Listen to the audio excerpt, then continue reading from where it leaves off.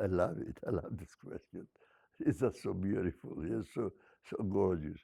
Well, you see, and why would they do that? Um, well, the first thing is why. I mean, it's very interesting because in my own evolution, you see, the situational complexity did not become uh, so eminent as it is now, and that is to some extent because of the interaction with Jeff Diedrich. This is partially one of the things that emerged from our interaction. Now, going back to the, let's say, back to George Mason University and my interactions and work with Warfield, and the two of us became aware of the importance of a situation room. And we did actually construct the first situation room, which we called Demosophia. He let me make the name because he liked me. I mean, he liked me. He thought I was crazy, but he liked me. Anyway, so the Demosophia constructed situation room originally at the University of Virginia, and then we transferred it to George Mason University. So we were both aware of the need for a space dedicated to human interaction and conversation and learning together. All of that was very critical.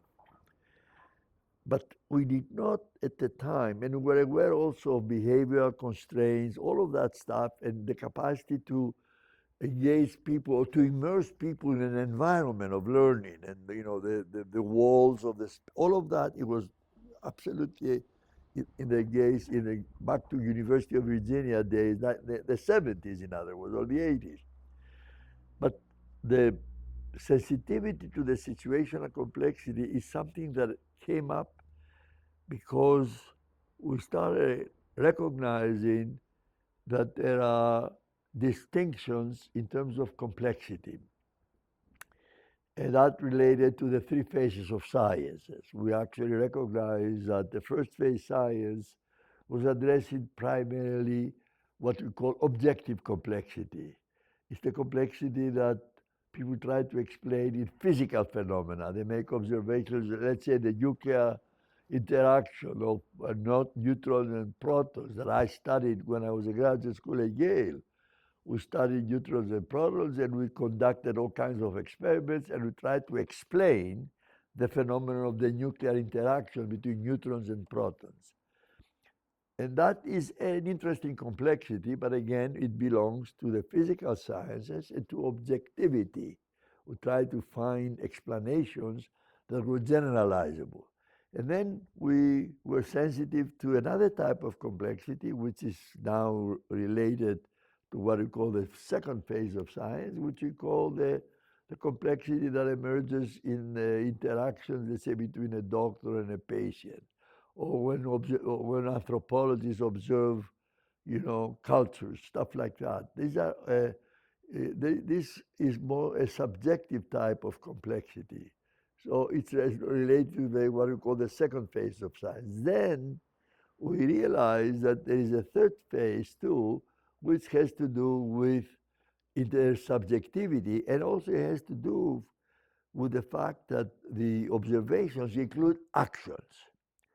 So now we distinguish these three types of observational complexity: objective, subjective, and intersubjective.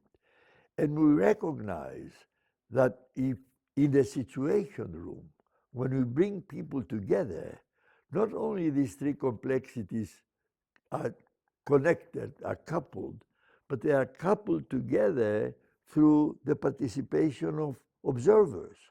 So what emerges then, it emerges something which we call a situational complexity, which is an overlap, or it's actually the interaction, the overlap, the interaction, or the superposition of those three in a situation room.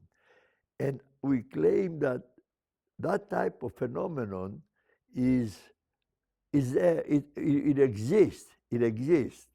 It's not something that we constructed. It really exists. But we, as humans, should recognize it, just like we recognize apples falling from trees and we call them physical type of complexity and we have to explain it. We should recognize that when we bring people together in a facility that has been deliberately designed and dedicated to address the overlap of the three different observational complexities, the what emerges is a new type of complexity, which is the overlap of the three and is unique and preferably should be addressed in a specially designed facility if we are going to deal with it meaningfully, effectively, and efficiently. Now, the, our situational complexity, the way we deal with it with STD, is different from the way it is dealt, let's say, in the White House. The White House has a situation room.